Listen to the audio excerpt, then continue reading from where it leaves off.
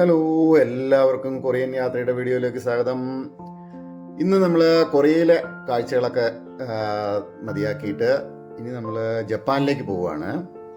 അതിനുവേണ്ടി നമ്മൾ രാവിലെ ഒരു 10 മണിയായപ്പോൾ ഹോട്ടലിൽ നിന്ന് ചെക്കൗട്ട് ചെയ്തിട്ട് ബസ്സിൽ കയറി ഇഞ്ചിയോൺ എയർപോർട്ടിലേക്കാണ് പോകുന്നത്. ഏകദേശം 1 മണിക്കൂർ യാത്രയുണ്ട്.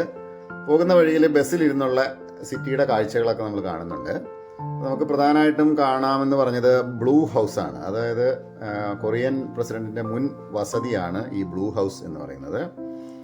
അത് 1948 മുതൽ 2022 വരെ ദക്ഷിണ കൊറിയൻ പ്രസിഡന്റിന്റെ വസതിയായിരുന്നു. ഇതാണ് ബ്ലൂ ഹൗസ്. ഇത് വസതിയായിരുന്ന കാലത്ത് ഇത് നയതന്ത്ര രൂപീകരണ ഹാളുകളും എല്ലാം കൂടെ കൂടിയിട്ട് ഒരു കെട്ടിട സമുച്ചയമായിരുന്നു. 2022 മുതൽ ഈ കൊറിയൻ പ്രസിഡന്റിന്റെ വസതി ഇവിടുന്ന് മാറ്റിയിട്ട് നാഷണൽ ഡിഫൻസ് ബിൽഡിംഗ് മന്ത്രാലയമായിരുന്ന മറ്റൊരു കെട്ടിടത്തിലേക്ക് മാറ്റിയിരിക്കുകയാണ്. അപ്പോൾ അവിടെ സെക്യൂരിറ്റിയൊക്കെ അവിടെയാണുള്ളത്. ഇവിടെ ഇപ്പോൾ അങ്ങനെയുള്ള സെക്യൂരിറ്റികളൊന്നുമില്ല. അതുകൊണ്ട് തന്നെ ഇവിടെ പൊതുജനങ്ങൾക്ക് കയറി കാണാവുന്ന രീതിയിലുള്ള ഒരു പൊതു പാർക്കായിട്ടാണ് ഇപ്പോൾ ഇത് പ്രവർത്തിക്കുന്നത്. ചിയോങ് വാഡെ എന്നാണ് ഈ കൊറിയൻ ഭാഷയിൽ ഈ ബ്ലൂ ഹൗസിന് പറയുന്നത്. അതിൻ്റെ ഇംഗ്ലീഷ് അർത്ഥം ബ്ലൂ ഹൗസ് എന്ന് തന്നെയാണ്. അങ്ങനെ ഈ ബ്ലൂ ഹൗസ് ആണ് ഇപ്പം നമ്മൾ കാണുന്നത്. അതിൻ്റെ പശ്ചാത്തലത്തിലൊരു പർവ്വതവും കാണുന്നുണ്ട്. ഇത് നമ്മൾ മറ്റൊരു സ്ഥലത്ത് പോയപ്പോഴും ഈ ബ്ലൂ ഹൗസ് ദൂരെ നിന്ന് നമ്മൾ കണ്ടിട്ടുണ്ടായിരുന്നു. ബ്ലൂ ഹൗസും കണ്ട് മുമ്പോട്ട് പോവാണ്. ഇതിൻ്റെ കോമ്പൗണ്ടിൽ അനേകം വൈറ്റ് മാഗ്നോളിയ പൂത്ത് നിൽക്കുന്നത് നമുക്ക് കാണാൻ പറ്റുന്നുണ്ട്. നല്ല ഭംഗിയാണ് ആ വൈറ്റ് മാഗ്നോളിയ പൂത്ത് നിൽക്കുന്നത് കാണാനായിട്ട്. ഇതാണ് ബ്ലൂ ഹൗസിൻ്റെ മറ്റൊരു എൻട്രൻസ് ആണ് ഈ കാണുന്നത്. ഏതായാലും ഇപ്പോൾ പ്രസിഡന്റിന്റെ വസതി ഇവിടെ അല്ല.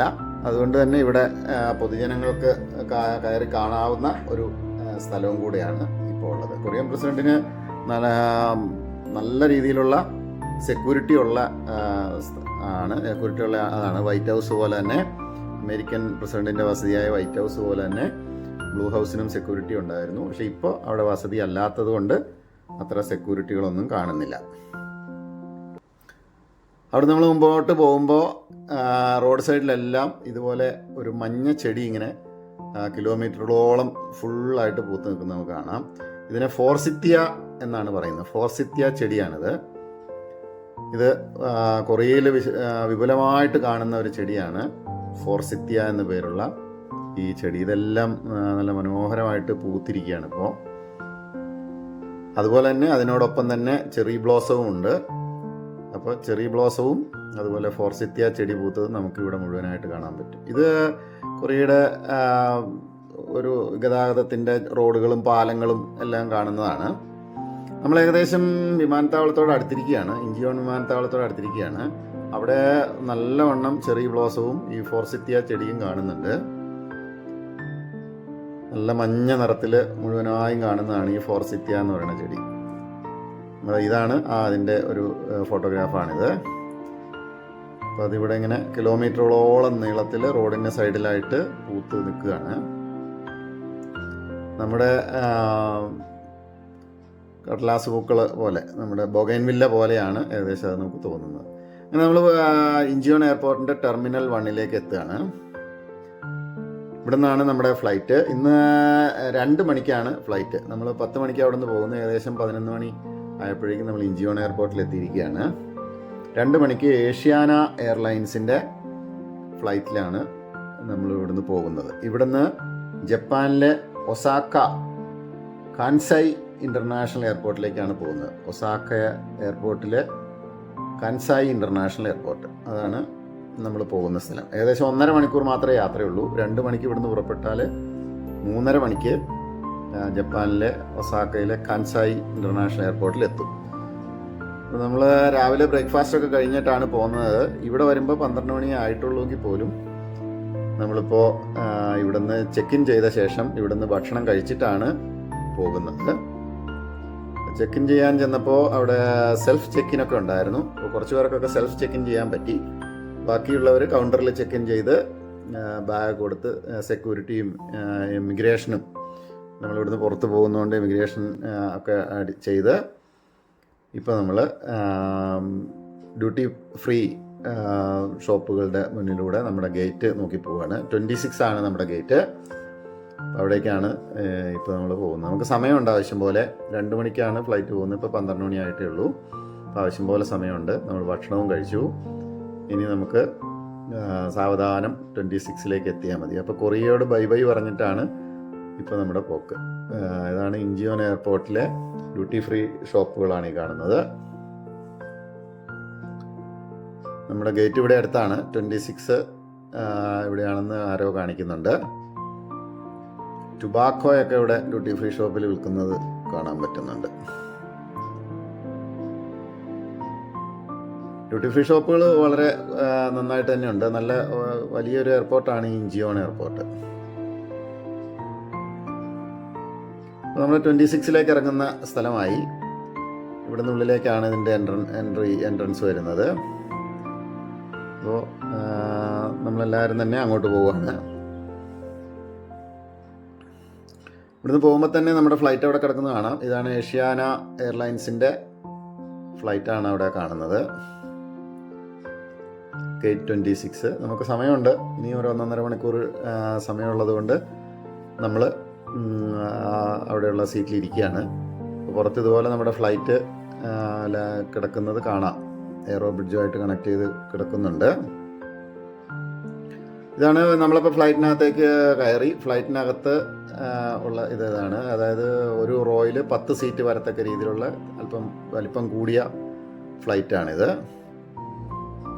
അങ്ങനെ നമ്മൾ 1.5 മണിക്കൂർ നേരത്തെ യാത്ര കൊണ്ട് ജപ്പാൻ്റെ മുകളിലെത്തി.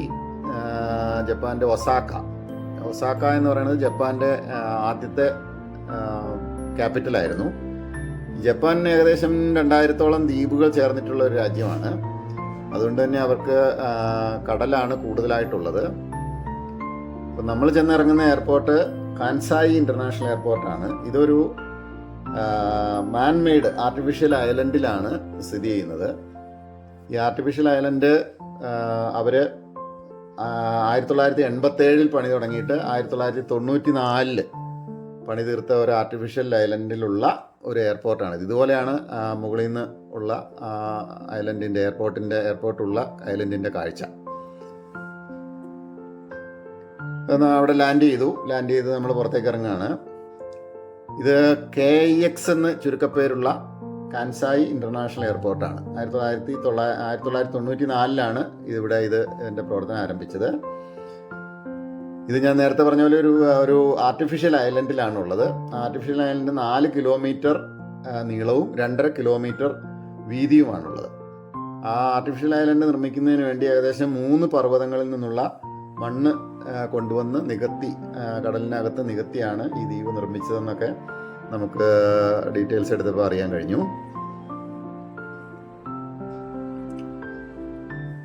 നേരത്തെ ഒസാക്കയിലെ എയർപോർട്ട് ഇറ്റാമി ഇൻ്റർനാഷണൽ എയർപോർട്ടായിരുന്നു. അവിടെ ട്രാഫിക് കൂടിയപ്പോഴാണ് ഈ കാൻസായി ഇൻ്റർനാഷണൽ എയർപോർട്ട് കൃത്രിമ ദ്വീപ് ഉണ്ടാക്കി അതിനകത്ത് അവർ സ്ഥാപിച്ചത്. 1994 മുതൽ ഇതിവിടെ പ്രവർത്തനം ആരംഭിച്ചിരിക്കുകയാണ്. ഈ ദ്വീപിനെ മെയിൻ കരയുമായിട്ട് പാലം വഴിയാണ് ബന്ധിപ്പിച്ചിട്ടുള്ളത്. എയർപോർട്ടിലേക്ക് ചെല്ലുമ്പോഴോ അതിൻ്റെ പരിസരങ്ങൾ കണ്ടാലൊന്നും അതുപോലെ ഒരു ചെറിയ ദ്വീപിലാണുള്ളതെന്ന് നമുക്ക് മനസ്സിലാവില്ല. ഇതിൻ്റെ ഡീറ്റെയിൽസ് എടുത്തപ്പോഴാണ് അങ്ങനെ ഒരു ദ്വീപിലാണ് ഇതുള്ളതെന്നും അതിൻ്റെ ഏരിയൽ പിക്ചറൊക്കെ കിട്ടിയത്. കാൻസായി ഇൻ്റർനാഷണൽ എയർപോർട്ട്. നമ്മളേതായാലും അവിടെ എമിഗ്രേഷനൊക്കെ ചെയ്ത് നമ്മൾ പുറത്തേക്ക് ഇറങ്ങുകയാണ്. നമ്മുടെ ഗൈഡ് വന്നിട്ടുണ്ട്. ഇദ്ദേഹമാണ് നമ്മുടെ ഗൈഡ്. ടെർമിനൽ 1 നമ്മളൊന്ന് ഇറങ്ങിയത്. ഇവിടെ 2 ടെർമിനലാണുള്ളത്. ഈ എയർപോർട്ടിന് 2 ടെർമിനലാണുള്ളത്. അതിൽ ഒന്നാമത്തെ ടെർമിനൽ 1 നമ്മൾ വന്നിട്ടുള്ളത്. നമ്മുടെ ബസ് കിടക്കുന്ന ഭാഗത്തേക്ക് നമ്മൾ ലഗേജുമായിട്ട് പോവുകയാണ്. നമ്മുടെ ഗൈഡ് നമ്മളെ കണ്ടെത്തിയിട്ടുണ്ട്. ഈ ബസ്സാണ് നമുക്ക് ഇനി മുതൽ അങ്ങോട്ട് കുറച്ച് ദിവസത്തേക്ക് ഈ ബസ്സാണ് നമുക്കുള്ളത്. നമ്മൾ ലഗേജൊക്കെ ബസ്സിലേക്ക് കയറ്റിയ ശേഷം ബസ്സിൻ്റെ ഉള്ളിലേക്ക് കയറുകയാണ്. ബസ് നല്ല നീറ്റ് ബസ്സാണ്. ജപ്പാൻ്റെ ബസ്സാണല്ലോ. ടെക്നോളജിക്കലി നല്ല മുന്നേറ്റമുള്ള നല്ല ഒരു രാജ്യമാണ് ജപ്പാൻ. ഇതാണ് നമ്മുടെ ഗൈഡ് കുനിയോ. അദ്ദേഹം നമ്മളോട് കാര്യങ്ങളൊക്കെ വിശദീകരിക്കുകയാണ്. Good afternoon. Konnichiwa. Okay. Welcome to Japan. Now you arrived at Kansai Airport. The Kansai, Osaka. So Osaka is the second big city in Tokyo, west part of Tokyo.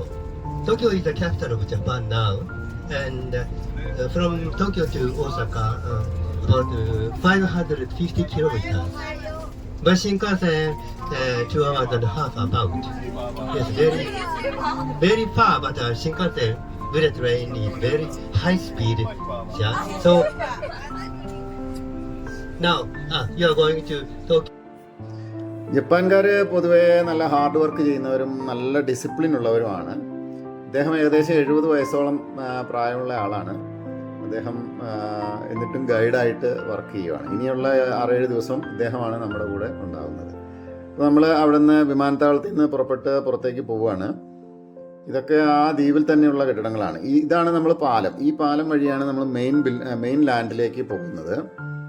Main ലാൻഡിലേക്കുള്ള connection പാലമാണ് ഇപ്പോൾ ഈ കാണുന്നത്.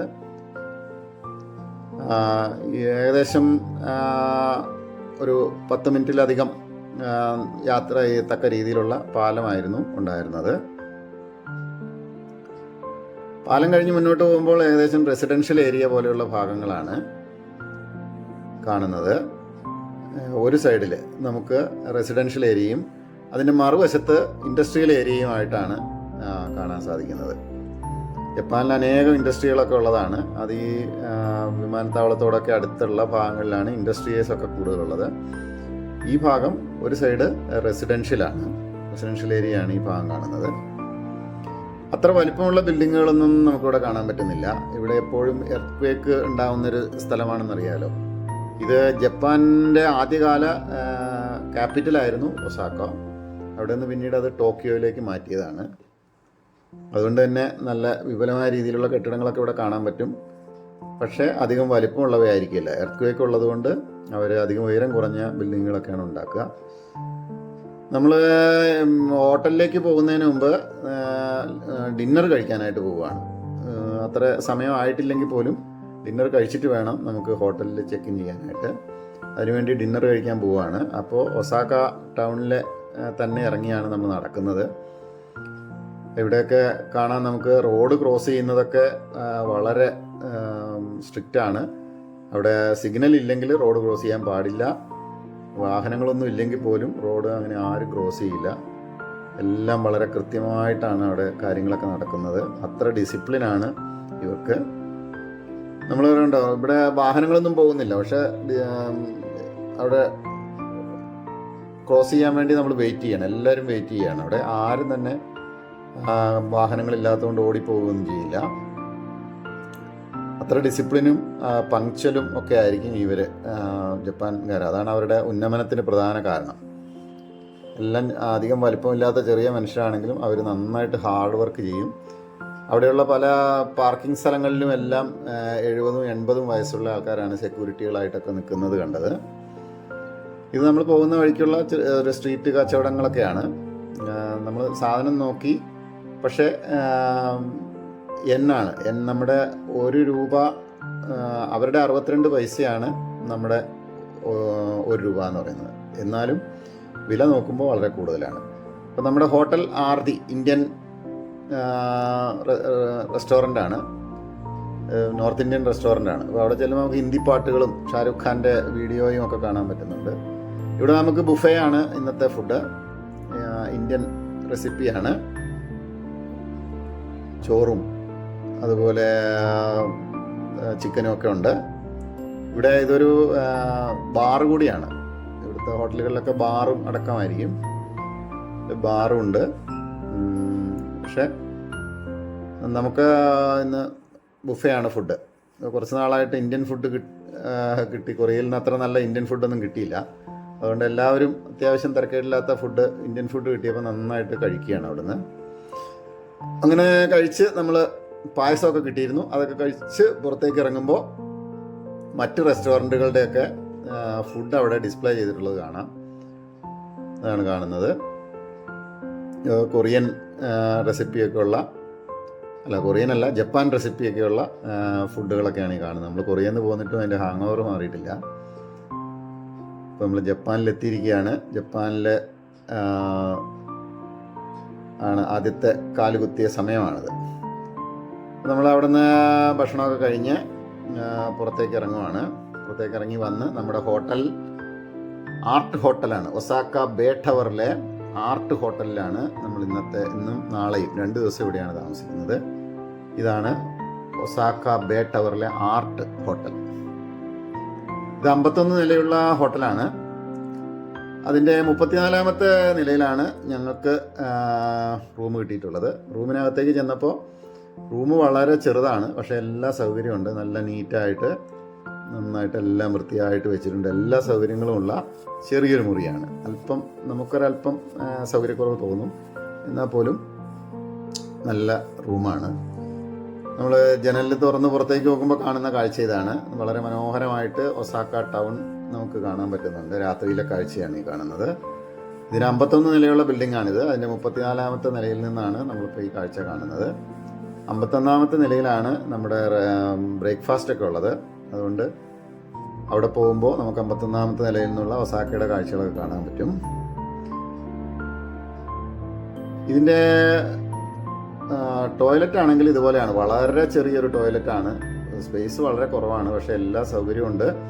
അതുപോലെ അതിൻ്റെ toilet, അതിൻ്റെ ക്ലോസറ്റൊക്കെ ഒരു automatic ക്ലോസറ്റുമാണ്.